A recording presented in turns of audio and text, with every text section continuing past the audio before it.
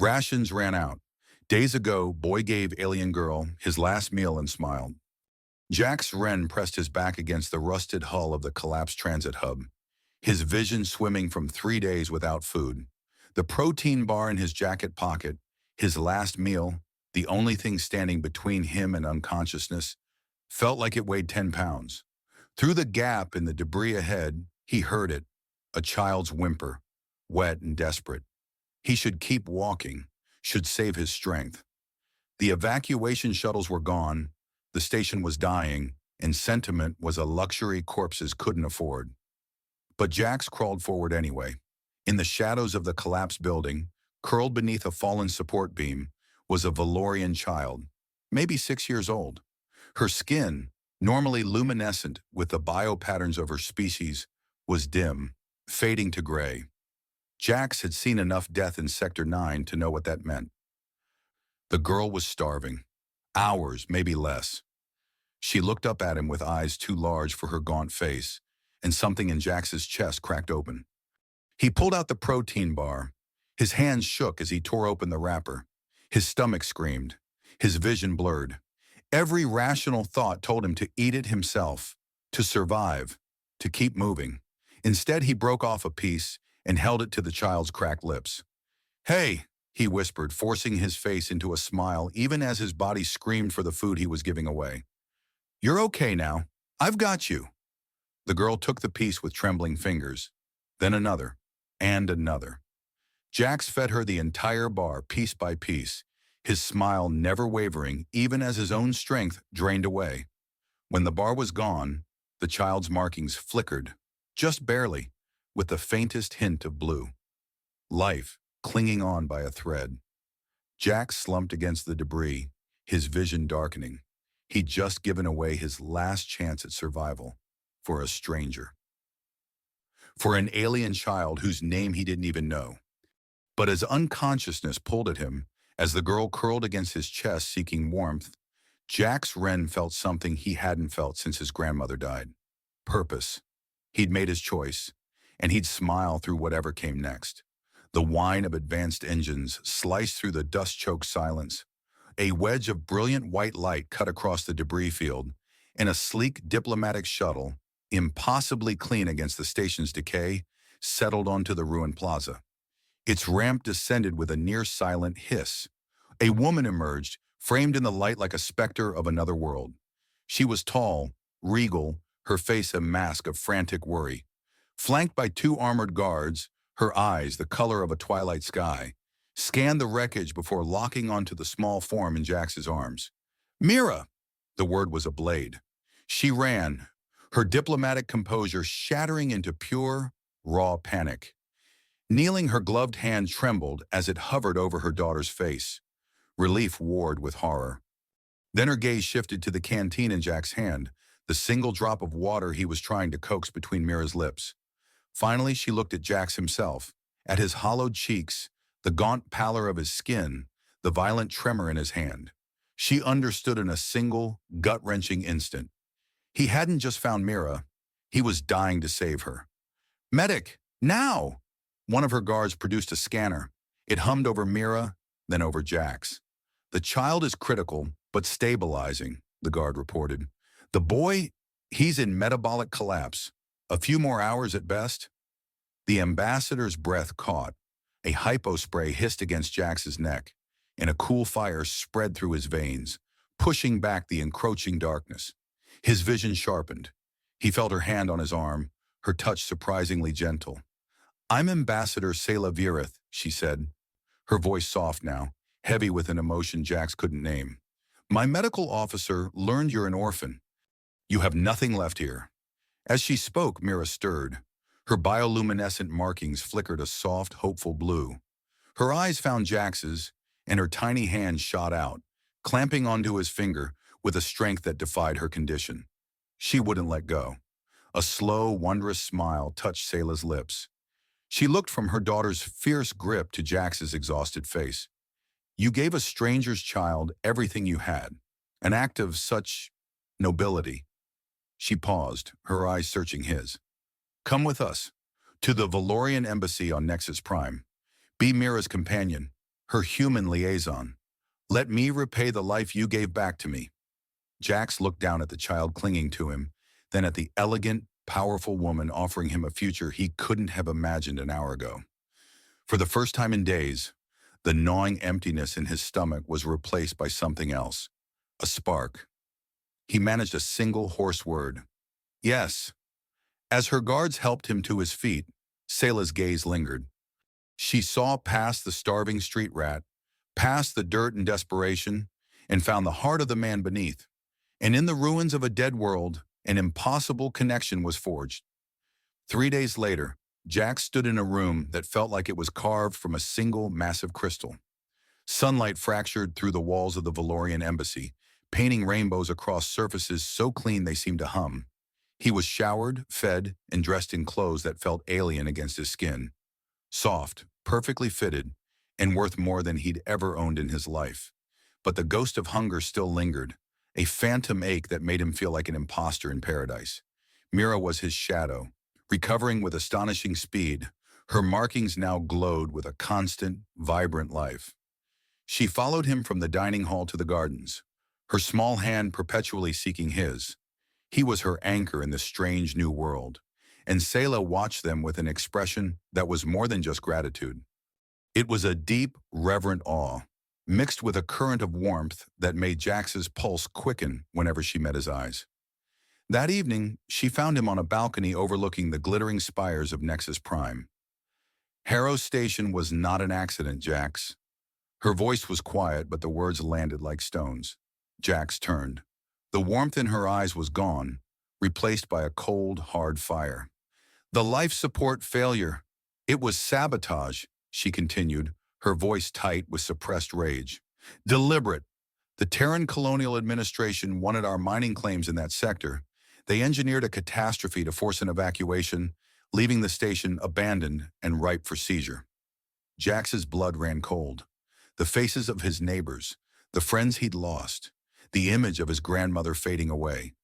It all flashed through his mind. Thousands died. As acceptable losses, Sayla confirmed, her jaw tight. I've been gathering evidence to present to the Galactic Council. But they know. I'm receiving death threats. My security chief was killed last week. They called it a shuttle accident. She stepped closer, her gaze intense, searching. They're watching me. My staff. Everyone they expect. But they don't see you. You're just a stray she picked up from the ruins. You survived it. You know the truth of what they did on the ground. They won't see you coming. Her question hung in the air, unspoken but absolute. Help me. Jax hesitated, the cold night air feeling sharp in his lungs. Help you? Ambassador, I'm a scavenger.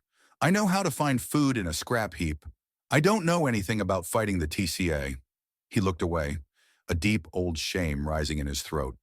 That's not entirely true, he admitted, his voice barely a whisper. Before my grandmother got sick, I wasn't just a scavenger. I was a cadet at the Harrow Station Defense Academy. Sayla's expression didn't change, but her focus sharpened. They said I was a prodigy, Jax continued, the words tasting like ash. Tactical systems, security protocols. I was top of my class. I was going to have a future. He clenched his fists. Then she got sick. I dropped out to take care of her. Lost the scholarship. Lost everything. He looked up, his eyes hard. My lead instructor, the man who told me I had a future, he was Commander Rylan Cole, head of TCA Station Security. I used to idolize him. Sayla's face went pale. Cole, she breathed. Jax, his name is in the communications I've intercepted. He's one of them. He helped orchestrate the sabotage. The world tilted under Jax's feet. Cole, the man who had mentored him, who had represented everything honorable about the Defense Force, was a mass murderer. The devastation was a physical blow, but it was followed by a surge of white-hot anger that burned away his hesitation. The station collapse was chaos, Sayla said, her voice urgent, pulling him back. Their administrative databases were never fully scrubbed. Your cadet access codes, they might still be active. The plan was insane, a ghost in the machine, a teenage dropout against a colonial government. but the faces of the dead screamed in his memory. "I'll do it," Jack said, the words coming out like chips of stone. From the doorway, a small voice cut through the tension. "Promise?" Mira stood there, her bioluminescent markings pulsing a soft, worried blue in the darkness. She must have overheard. "Valorian children's markings reflect their emotional state," Selah explained softly. "When they bond with someone, their greatest fear is abandonment. It is a core instinct." Jax knelt, his eyes locking with the child's. He saw the same fear he'd felt when he realized he was all alone. He wouldn't let her feel that again. "I promise," he said, his voice raw with a conviction he hadn't felt in years. "I'll come back." From a secured terminal in the embassy's deepest wing, Jax's old access codes slid through the TCA's firewalls like a ghost. He was in. He found it almost immediately. Encrypted communications between Commander Cole, TCA Governor Hallen, and a vulture company called Nexus Salvage. It wasn't an accident. Life support coolant had been drained over weeks, logged as minor maintenance errors. A coordinated plan to trigger a collapse, evacuate only the valuable humans, and leave the aliens and the poor to die so Nexus could claim the abandoned assets. He slammed the data onto a chip just as digital alarms screamed across the network. Cole's team was tracing the breach, and they were fast. Jax bolted, the chip clutched in his fist. He rounded a corner and ran straight into two figures in embassy maintenance jumpsuits. But their eyes were cold, and they moved with a killer's economy. Plasma cutters hissing to life. Assassins. All the academy training he tried to forget came roaring back. He dodged a searing blast, grabbed a discarded service conduit, and swung. The fight was a blur of desperate blocks and brutal, improvised strikes. He used his knowledge of the corridors to break line of sight, finally slamming through the door to Selah's private quarters. He collapsed against it as her loyal guard, Lieutenant Varn, threw the heavy bolts. The data was secure, but the enemy knew they had it. As Selah gently cleaned a fresh wound on his arm, her touch sending a jolt through him, he felt a chasm open between them. She was an ambassador. He was just a street kid who got lucky. But the look in her eyes as she met his gaze told him she disagreed. Selah's legal attaché, a human named Corvin, stepped forward. He was a man Selah trusted implicitly, her voice of reason in galactic law. "Ambassador," he said, his tone calm and professional, "there's a Galactic Council courier 2 blocks away. I can get this to them for immediate, secure transmission. It's the safest play." Relief washed over Selah's face as she handed him the chip. They'd done it, but Jax's stomach coiled into a knot of ice. His survival instincts, honed in the alleys of Harrow Station, where a misplaced glance meant a knife in the ribs, were screaming. He saw it. Not just the way Corvin's eyes fixated on the data chip, ignoring the ambassador who gave it to him, but the almost imperceptible twitch of his fingers. A hand signal, directed at a guard by the far wall. A guard Jax didn't recognize, whose posture was too rigid, too ready. There was no time to explain, no time for doubt. As Corvin turned, his other hand reaching inside his jacket, Jax launched himself forward, tackling the attaché with the force of a battering ram. The two men crashed to the floor. A plasma burner, small and deadly, clattered from Corvin's grip, its nozzle already glowing hot. He was never going to the courier. He was going to burn the evidence. The fight was nothing like the one in the hall. This was uglier, more personal. Corvin was a viper, all sharp elbows and vicious, targeted strikes. He twisted in Jax's grip, snarling. "You're just a starving rat who got lucky," he spat, his face contorted with hate. "You think you belong here with her? You're filth from a dead rock." The words struck a nerve, but they also ignited a fuse. The memory of his grandmother's fading breath, of Mira's dimming lights, of every neighbor who died gasping for air while men like Corvin counted their credits. It all coalesced into a single point of cold, clarifying rage. Jax roared, the sound raw and inhuman, and slammed Corvin's head against the marble floor. The man went limp. Lieutenant Varn's guards swarmed in, dragging the traitor away. The data chip was safe. But as Selah met Jax's gaze, the victory felt hollow. The enemy wasn't just outside the gates anymore. They had been inside the whole time. They knew everything. And now they were coming for it all. A full-scale assault on the embassy was no longer a risk. It was a certainty. They had, at most, an hour. "Evacuate," Sayla's voice was steel, cutting through the chaos. "All non-essential personnel. Now, get Mira to the shuttle." The little girl, hearing her name, ran and latched onto Jax's leg, her small body trembling. Her bioluminescent markings flashed a frantic, desperate blue. "No! I won't leave Jax!" Jax knelt, his heart cracking. He gently took her face in his hands, forcing her to look at him. "Mira, listen to me," he said, his voice soft but firm. "I gave you my last meal so you could live. Now let me make sure you keep living." Tears streamed down her cheeks, but she saw the unwavering promise in his eyes. She nodded, a tiny, jerky motion, and allowed Lieutenant Varn to lift her into his arms. As they carried her away, her gaze never left Jax. The heavy doors sealed, leaving only Jax, Sayla, and a handful of loyal guards in the echoing silence. The embassy was no longer a sanctuary. It was a tomb waiting to be filled. "They'll tear this place apart to get that chip," Sayla said, her voice grim. "But it's only half of the evidence," she explained quickly. A secure testimony recording, her own detailed account implicating everyone involved, was locked in the embassy's main vault. If they could transmit both the chip's data and her testimony simultaneously, not just to the Council, but to every public network in the system, the conspiracy would be impossible to contain. The problem? The vault was in the embassy's lowest level, and reports were already flooding in. TCA mercenaries had breached the perimeter and were swarming the lower floors. "The vault requires my biometric scan," Sayla stated, chambering around in her plasma pistol. "I'm going." "Not alone," Jax said, stepping in front of her. The idea of her facing that gauntlet by herself was unthinkable. "You saved my life by giving me a purpose. Let me save yours." Their eyes locked. In that moment, the titles of ambassador and scavenger, of noble and street rat, dissolved into nothing. All that remained were two people against the storm. Sayla reached up, her hand cupping his cheek, and pulled him into a kiss. It was brief, desperate, and burned with an intensity that outshone all the fear and chaos around them. It was a promise of everything they could have, if they could just survive the next hour. She pulled back, her eyes shining. "Come back to me, Jax Wren."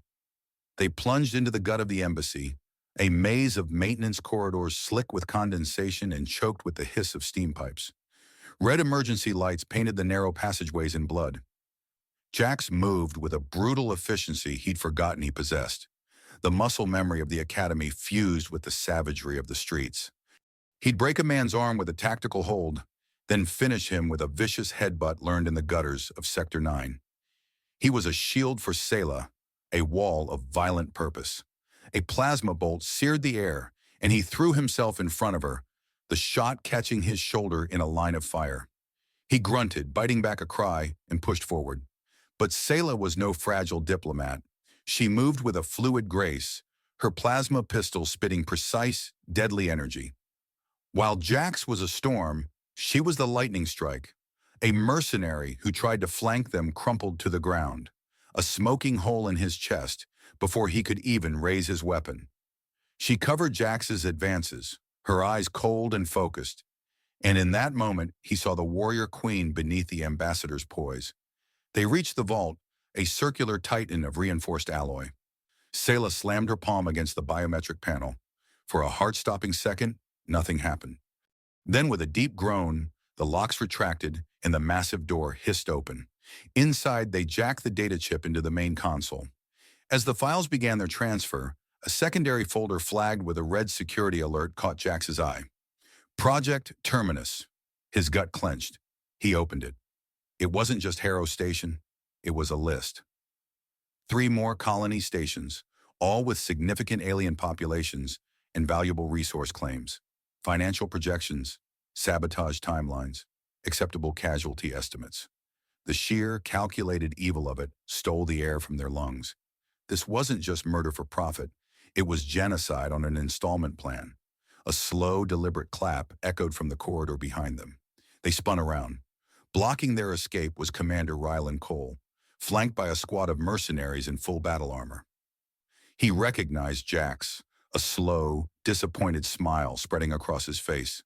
"Ren, you could have had a future," Cole said, his voice laced with contempt.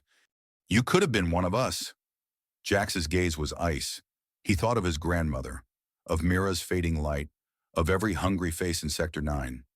His reply was quiet, colder than the void between stars. "I'd rather starve." Cole's smile vanished. He gestured to his men. "Kill them both. Destroy everything." The narrow corridor became a kill box. Plasma fire hammered the vault door, turning the reinforced alloy into a glowing, molten shield. Jax laid down suppressing fire, his mind a cold calculator of angles and ricochets. Beside him, Sayla was a blur of lethal precision, her pistol answering every enemy advance with a perfectly placed shot. But for every mercenary they dropped, two more took their place. They were pinned. Cole's voice boomed over the chaos, dripping with smug victory. "It's useless. Even if you have the data, you have no way to send it. I personally disabled the embassy's entire comms array an hour ago. You'll die in this tomb, and the truth dies with you." A cold dread washed over Sayla. He was right. It was all for nothing. But then she saw it, a flicker in Jax's eyes. Not despair, defiance. He yelled over the din, a feral grin on his face. "You cut the main array, Cole, but you missed something." He pointed upward. "The upper gardens. There's a redundant transmitter up there. An old emergency weather beacon. Ancient tech, buried in the maintenance logs. So old your sweep team didn't even think to look for it." Hope, sharp and brilliant, exploded in Sayla's chest. In that instant, she didn't see a street kid. She saw the man who had outthought them all. Inspired, she lunged for the vault's internal console, her fingers flying across the screen. "Protocol override! Omega lockdown!" she yelled. An alarm blared. With a deafening clang, a secondary blast shield slammed down inside the vault entrance, sealing Cole and his men inside. They had 5 minutes, maybe less. Cole's enraged roars echoed from behind the metal. "Ren! Let's go!" Jax grabbed her hand, pulling her from the console just as the first sizzle of a plasma cutter began to score a line across the blast shield. They sprinted, their footsteps echoing through the war-torn embassy, racing toward the sky, toward their last, desperate chance. They burst into the upper gardens and into hell. The crystalline dome was shattered, raining down glittering shards. The last of Sayla's loyal guards were making a final, doomed stand against a flood of TCA mercenaries. Plasma fire crisscrossed the air, turning exotic plants to ash and scorching the pristine marble walkways.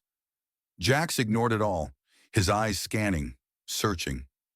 There, tucked behind a statue of a Valorian first mystic, was a rusted, archaic comms tower, thick with vines. "Sayla!" She was already there, jamming the data chip into a corroded slot. The console flickered, then died with a pathetic fizzle. "It's fried," she gasped, her voice laced with despair. "The power relay is shot. It needs a manual bypass to force the connection." She looked at the exposed conduits, sparking feebly. "The voltage, it's not survivable." Jax didn't answer. He didn't need to. He met her eyes, and in that one look, he conveyed everything. "I gave you my last meal so you could live. Now let me make sure you keep living." Before she could scream, before she could even protest, he ripped the maintenance panel from the transmitter's base. Wires, thick and ancient, sparked within. Without a moment's hesitation, he plunged his hands into the tangled nest, grabbing the two main conduits. A sickening shriek of overloaded metal filled the air. Blue-white energy engulfed him, electricity arcing up his arms and across his chest, outlining his skeleton in a flash of blinding light. His body went rigid, a silent scream locked on his face as the raw power of the beacon surged through him. Sayla's own scream was lost in the sudden, deafening roar as the transmitter exploded to life. And across Nexus Prime, across the entire sector, the broadcast began. Every public screen, every private datapad, every ship's bridge flickered. Then, in perfect damning unison, they all displayed the face of Governor Hallen. His voice, cold and clinical, echoed from a billion speakers, detailing the plan to sabotage Harrow Station. Financial records scrolled past. Kill orders signed by Commander Cole, the faces of the dead. The conspiracy, in all its horrific detail, was laid bare for the galaxy to see. The connection made, Jax collapsed like a puppet with its strings cut, smoke rising from his scorched hands. Just as Cole and his squad finally stormed the gardens, their faces masks of triumphant fury, they raised their weapons. But it was too late. The roar of the transmitter was drowned out by a new sound, the thunder of descending ships. Galactic Council enforcer dropships, sleek and menacing, blotted out the stars. Their troops rappelled down, clad in polished chrome armor, and the TCA forces threw down their weapons in an instant. Cole froze, his face a perfect picture of disbelief turning to ash. His empire had crumbled in 60 seconds. Sayla didn't see it. She was already on her knees, cradling Jax's head in her lap, his body limp and unconscious. His face was pale, his hands horribly burned. "Jax," she whispered, her tears falling onto his scarred cheek, hot against his cooling skin. "Jax, you came back to me. Now stay. Please, just stay with me." The first sensation was a low, melodic hum. The second was the absence of pain, not a true absence, but a distant, muffled echo. Jax's eyes fluttered open to the soft white light of a medical pod. He was alive. He flexed his fingers and saw thick, white bandages wrapped around both hands. Through the pod's transparent canopy, he saw her. Sayla was asleep in a chair beside him, her head resting on her arms, her own hand still holding his. Curled at the foot of the bed, a tiny, peaceful ball of life, was Mira. At the slight movement of his hand, Sayla's head snapped up. Her eyes, shadowed with exhaustion, widened with a flood of pure, undiluted relief. "Jax." His name was a breath, a prayer. She fumbled with the pod's controls and the canopy hissed open. "It's over," she said, her voice thick with emotion. "The broadcast, it broke them. Hallen Cole, nearly 40 TCA and corporate officials are in custody. The Galactic Council has seized the administration's charter for the entire sector. They're calling it the Harrow Massacre now. Reparations are already being sent to the survivors." She paused, her gaze softening. "And you, they're calling you a hero. The star child of Harrow. The boy who gave his last meal and then gave everything else to stop a genocide." The title felt alien, uncomfortable. He didn't care about the news reports or the medals. He looked past her to the small form on the bed. "Mira!" he rasped, his throat dry. As if on cue, the little girl stirred. Her eyes opened, and her bioluminescent markings, once faded and dim, flared into a brilliant, dazzling gold, a supernova of pure joy. "Jax!" she cried, scrambling up the bed and throwing her small arms around his neck, burying her face in his shoulder. He hugged her back, wincing slightly, but it was a good pain. Sayla watched them, a tear tracing a path down her cheek. "There's something you need to know," she said softly, "about Valorian culture.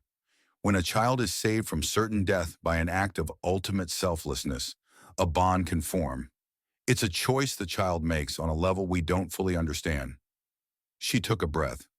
"She's chosen you as her Keshava, her bond guardian. It's a sacred role, deeper than family, stronger than blood. A lifelong, unbreakable tie." She looked from the radiant child in his arms to his bandaged hands, to his tired but steady eyes. The ambassadorial poise was gone, replaced by a raw, beautiful vulnerability. "In our culture, the Keshave becomes part of the family in every way." Her voice dropped to a whisper. "She's yours, Jax, if you'll have her." She hesitated, her gaze locking with his. "If you'll have us." Jax, the orphan scavenger who had nothing, looked at the little girl clinging to him, her life a bright, warm presence against his chest. He looked at the brilliant ambassador, offering him not just a future, but a home. And for the first time in days, he truly smiled. The same quiet, unconditional smile he'd given a starving alien child in a ruined building. "I already did," he said, his voice finally clear and strong. "The moment I chose to give, instead of take."